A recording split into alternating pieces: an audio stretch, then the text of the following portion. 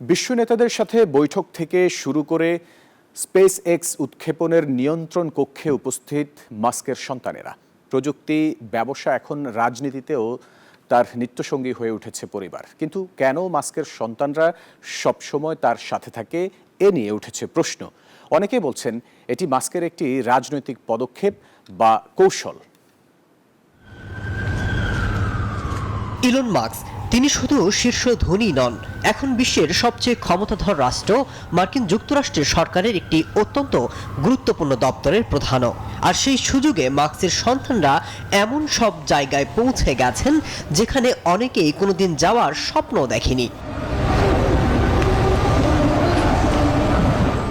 সম্প্রতি president Donald ট্রাম্পের সাথে হোয়াইট হাউসের ওভাল অফিসে ব্রিফিং এবং ভারতের প্রধানমন্ত্রী নরেন্দ্র মোদীর সাথে বৈঠকে শিশু সন্তান সহ ইলন মাস্কের উপস্থিতি বেশ আলোচনার জন্ম দিয়েছে।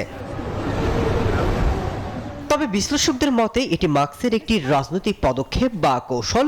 এতে জনগণের আরও কাছাকাছি যাওয়ার সুযোগ পাচ্ছেন তিনি। শিশুদের কারণে সাধারণ মানুষের মধ্যে তার গ্রহণযোগ্যতাও সৃষ্টি হওয়ার সম্ভাবনা বেশি।